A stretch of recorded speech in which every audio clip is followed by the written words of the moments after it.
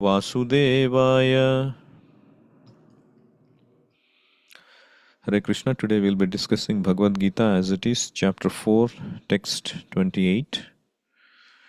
Dravya yajnas tapo yajna yoga yajnas tadha pare swadhyaya gnana yajnascha yatayah samsitavrataha. So Krishna here he categorizes different kinds of yajnas people do. Dravya yajnaha. Dravya means possessions. Our dravya, or need not be just money, all our possessions. So that is sacrificing those possessions is called dravya yajna. Tapo yajna, performing tapasya, austerities. Yoga yajna. Yoga means typically the hatha yoga, the sacrifices in the Ashtanga yoga. These are all yogic practices, mystic yoga. Yoga yajna. Tadha apare. So others, they do swadhyaya. Swadhyaya means adhyayanam, sacrifice in the study of the Vedas. They spend a lot of time in study of the Vedas. And gnana yajna, sacrifice in advancement of transcendental knowledge. Yatayaha, people who are looking to get enlightened, they take strict vows, samshitavrataha, to do all of these things. So Prabhupada translates this. There are others who, enlightened by sacrificing their material possessions in severe austerities, take strict vows and practice the yoga of eightfold mysticism, and others study the Vedas for the advancement of transcendental knowledge. So there are different kinds of sacrifices like this. So dravya yajna means people sacrifice their material possessions. I saw one video, I think all of you must have seen some time ago, few years ago, it was becoming quite popular. So this man, the father and son are in the same, they are from South Indian background. They are in the same room, typical traditional South Indian homes. The father is on his desk looking something, and faced away from the father is the son. And the son is taking a video of himself. And in the video, he takes, it's right in the hall, he takes a bucket of water and he takes it on his head and dumps it on his head, making a mess of the whole place. And then the father looks at him and gets shocked. And because he doesn't expect anybody to spill so much water on the floor. And he starts to become so upset and starts to yell at him. And this young man starts to laugh. But the point was that there was something called a ice bucket challenge that was popular in those days. Everybody who wanted to gain some attention, they would do that and send a message saying, help this charity, I'm doing this for this purpose. So people do all these kinds of things to push on the charitable activities, sacrificing their possessions. So Prabhupada mentions that in the purport, there are persons who are sacrificing their possessions in the form of various kinds of charities. In India, the rich mercantile community or princely orders open various kinds of charitable institutions like Dharmashala, Annakshetra, Atidhishala, Anadhalaya, Vidyapitha, etc. In other countries too, there are many hospitals, old age homes, and similar charitable foundations meant for distributing food, education, and medical treatment free to the poor. All these charitable activities are called Dravyamaya Yajna. You see, this is Dravyamaya Yajna. Means charity, like even in the modern day, like now, even recently, the corporates where we work, the corporates have a quota of money that they want to give in charity for their charitable foundation activities because they want to be socially responsible. So they encourage employees to give charity. But there was one instance in Australia when Srila Prabhupada was there. So there was a group of people who came from government to see Srila Prabhupada. So these government people are in charge of reforming, elevating, and curbing how the youth can be put in the right path because they saw that the youth are taking into all bad habits and the drugs and intoxication has become quite enormous and how they can solve this problem. And then they see that Srila Prabhupada and our Hare Krishna movement is able to solve that problem. And all these youngsters who used to be hippies and are taking to good means, they don't even touch any of those things, intoxications, drugs, and so on and so forth. So they come to meet Srila Prabhupada. And when Srila Prabhupada explained them that when somebody engages in Krishna consciousness, you get so much higher taste that you don't anymore hanker for the lower taste.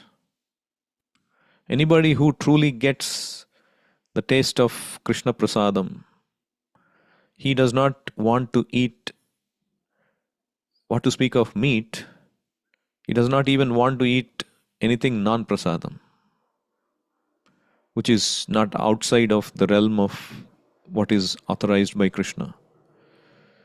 Because you need to get that higher taste. In the initial days of our movement, Srila Prabhupada was cooking personally. He was offering with love to Krishna, and the remnants of that the devotees were taking, the Westerners, the hippies were taking, and they have never tasted anything like that in their lives. And they were thronging, they were coming and enjoying, so called, we cannot enjoy prasadam, we can honor prasadam and relish prasadam. But Prabhupada encouraged them, forget your lower taste, this is the taste of Krishna consciousness. Chaitanya Mahaprabhu used to feed, he used to tell devotees, feed them up to their neck, feed them that, feed them this. And Chaitanya Mahaprabhu said one time when he was given very exquisite, elaborate arrangements of prasadam was made by Advaita Acharya. And Chaitanya Mahaprabhu said, anybody who can make Krishna these wonderful items of prasadam, I take the dust of their lotus feet, life after life.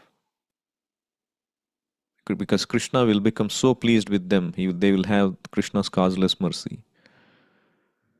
See how food also can be incorporated in Krishna consciousness. You have a tendency to make nice food, make it beautiful, exquisite, delicious food, offer it to the Lord. Chaitanya Mahaprabhu is saying personally, you will go back to Godhead just by cooking. You don't have to do any of these yajnas. Make wonderful items, dishes for Krishna. You cannot eat it, distribute it. Of course, everybody need not have that ability, but those who have that ability, everybody has abilities about something. That ability can be used in Krishna consciousness. Anyway, so Prabhupada, Chaitanya Mahaprabhu, they were all encouraging, get the higher taste. So these devotees, the Westerners were coming and taking up Krishna consciousness, getting used to higher taste, and were giving up lower taste. The kirtans, exquisite kirtans, Prabhupada used to do for a long time, and people would become so high, quote unquote high. Usually they would get high with drugs, but they would get high with kirtans, the prasadam, and the philosophy, and so on and so forth. And so they were giving up the lower taste. And Prabhupada explained this people, the government people. And this is how you make your young youth free from all these habits. So you give us funds, resources, we can expand unlimitedly. And we can enroll these youngsters. And they'll be not hippies, they'll be happies. But then they said, no, no, no, we cannot give funds to a religious organization. It can only be secular. So they want the solution, but they don't want to give the money. See, the government, they want solutions, but they want to remain secular. Secular means you should equally encourage all religions. If you are encouraging one religion, yes, it may not be secular. But if you encourage all religions equally, it will still be secular. So this is a problem. A genuine Krishna consciousness process which can cure all the ills of the society is not encouraged by the government. So therefore, those who understand it, particularly all those who are pious, who understand, who believe in God, the effects of God consciousness, they should contribute dravya yajna. Charitable activity should be done for the bona fide temple, bona fide religious movement like ours, which can really make advancement, which can really make progress spiritually, because all other things are on the material platform. In the name of so-called secular, yes, okay, to some extent you will get purification because you are giving up hard-earned money for charitable activities. So you will get purified. But the purification you attain by taking to Krishna consciousness, there is no match. All the sufferings, miseries are put to end. Anardho pashamam sakshat bhakti yogam adhokshaje. Vyasadeva has given this principle, nobody knows. Anardha upashamam means peacefulness or mitigating the problems caused by our anardhas, unwanted habits, miseries. How you get upashamam? Sakshat bhakti yogam adhokshaje. By bhakti to adhokshaja, Krishna. But lokasya ajanataha. But the mass of people do not know this. This is a problem. Therefore, chakre sattvata samhitam. Lokasya ajanato vidwan chakre sattvata samhitam. Therefore, vidwan, Vyasadeva, he has written, compiled this Vedic literature, particularly the cream of all of it, Bhagavatam, Srimad Bhagavatam, which is called Sattvata Samhitam, to educate people about Bhakti Yoga. So those who understand its importance should give charity to temple, to bona fide organization coming in the disciplic succession from Krishna, which can only truly make the difference in people's lives. There are many others who can give charity to, like this, dravya yajna, charitable activity to other activities.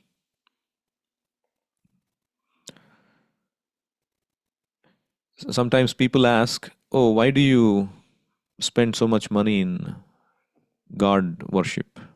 Why can't you do social service? So, Srila Bhaktisiddhanta Saraswati Thakur has given a wonderful example. So let's say somebody is drowning. They went for a swim. They don't know the depth. They don't know proper swimming. beginner, and they're drowning. And then you immediately jumped.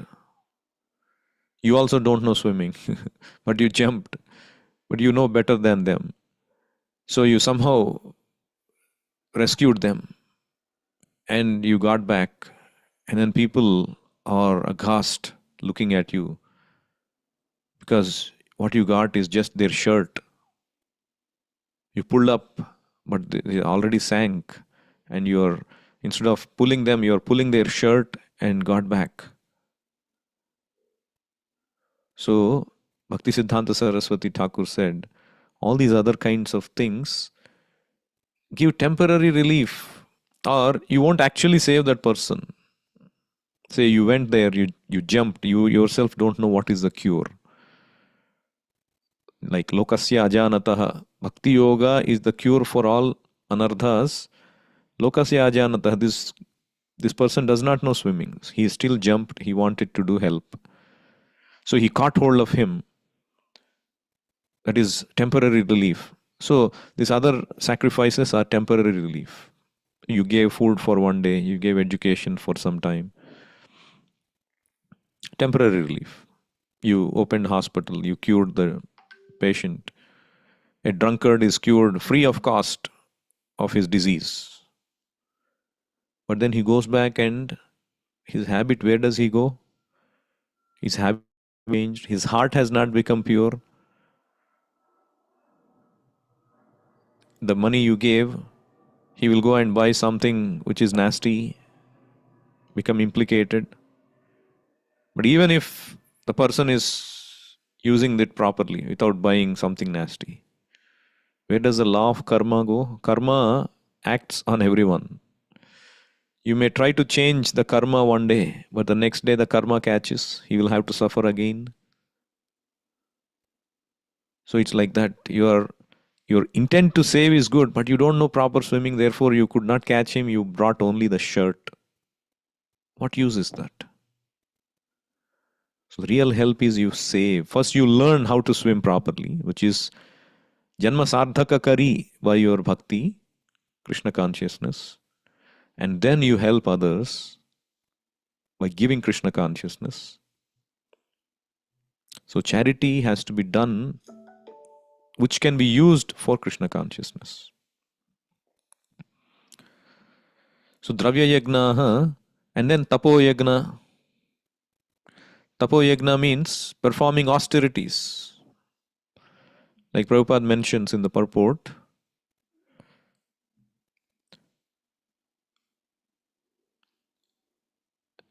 they voluntarily accept many kinds of austerities such as Chandrayana and Chaturmasya.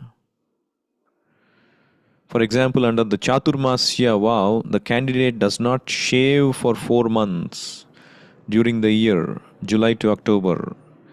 He does not eat certain foods, does not eat twice in a day, and does not leave home.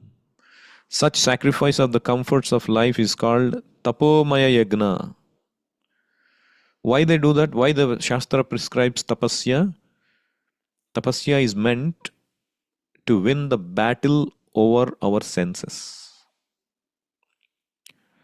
Our senses are always asking something, see something, eat something, think something, hear something, do something, which is always on the material platform. Kama dinam katina katina palita durnidesha. And you fall trap and you follow their orders, but they are not satisfied. Over and over, again and again, they keep wanting this sense gratification.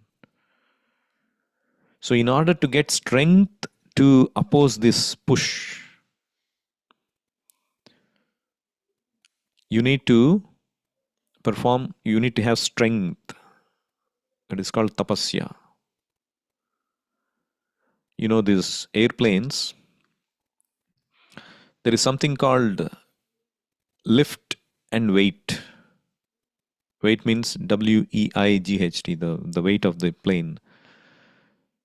So in order for the plane to go up, it needs to lift above its weight. So the gravity is pulling down the weight, but it needs to pull up so that it can escape the gravity. And for that, the wings are designed in such a way that, the the air, the lower pressure, which is the higher pressure created on the bottom of the wings, can lift the air which is on the lower pressure. So they design the system like that. But the lift has to overcome the weight. Only then it'll fly. So like that, tapasya makes us lift above these forces which are pulling down. Tapasya makes us equipped with those wings, which makes us ready to fly. So we can control the senses. For example, on Ekadashi, the senses are asking, eat grains. No, you say, no, today you cannot eat grains. Instead, you focus on thinking about Krishna, chanting more rounds about Hare Krishna, Hare Krishna, Hare Krishna, Krishna Krishna, Hare Hare, Hare Rama, Rama Rama, Hare Hare. So Prabhupada said, everything can be tolerated. Every urge can be tolerated. If one is serious, this is a simple principle. Prabhupada gives these wonderful simple principles. If you are hungry, if you tolerate for some time, at some times in the day you become really hungry. But you tolerate for some moments that hunger goes away. So like that, every urge in the body can be tolerated. That is why tolerance is very important in spiritual life. Chaitanya Mahaprabhu said, one who can cultivate this humility in tolerance can go on chanting Hare Krishna. Trunadapi sunichena tarorapi sahishnuna amanina manadena kirtaniya sadaharihi. One should become humbler than a blade of grass. Trunadapi sunichena, more tolerant than a tree. Tarorapi sahishnuna, and give all respect to others, even though you may not get respect. Don't seek respect. Amanina manadena, only then kirtaniya sadaharihi, you can constantly chant the holy name. So by austerity you can tolerate. You get practice. You become strong. The wings are developed. For what purpose? Going to Krishna consciousness. Not for taking the flight and going for some kind of a tour. So the tapasya should be for controlling the senses so we can become Krishna conscious. And then yoga yajna, dravya yajna, tapo yajna, yoga yajna. Yoga yajna means achieving mystic perfections for controlling the mind. Why they do this yoga yajna, yogas, sitting postures, breathing exercises, so that they can control the mind. They focus the mind on the breathing. They focus the mind. Ultimately, they have to focus the mind on God.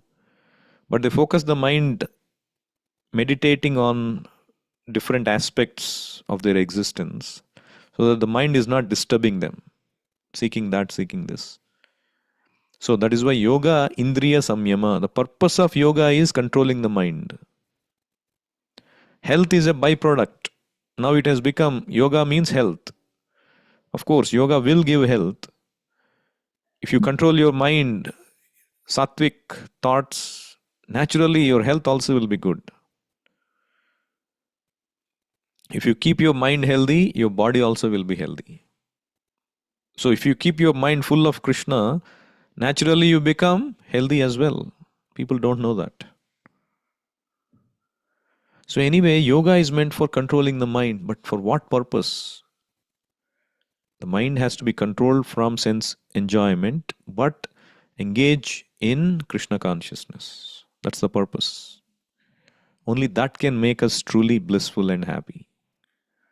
Otherwise, mind is controlled, and after the yoga, you go and engage the mind in all kinds of sense gratification. That is not the purpose of yoga. So the beauty of Krishna consciousness is, yes, you may engage in everything, but you link that to Krishna. Even if you are working, by the earnings, you are linking it with Krishna. So your engagement in the work is also purified. So our senses, every sense can have engagement in Krishna consciousness. That is why Krishna consciousness, you can remain for a long time eternally than the yoga, which is temporary. Unless you link up with Krishna, it will not last. Similarly, Swadhyaya Gnana Yajna, study of Vedic literature. We have a tendency to read and understand things. We buy a lot of books, self-help books, but they're all on the material platform with an intent to make money for themselves with royalty, but they won't give you much. For one page of learning, you have to spend money to read 200 pages. That's a marketing strategy. So take to Vedic study. That also, Srila Prabhupada has given essential cream of all Vedic knowledge. If we stick to studying Srila Prabhupada's books, all knowledge is there. We are bound to become Krishna conscious. That is the purpose of the study. Vedaischaya sarvair ahameva vedyaha. The purpose of studying all Vedic literature is to come to Krishna consciousness, to know about Krishna. So, as you can see, all of these things are incorporated in Krishna consciousness in the life of a devotee. So, Bhagavad Gita, if you truly follow Krishna consciousness, you are following every instruction of Bhagavad Gita. So, I'll stop here. Anyone has any questions or comments?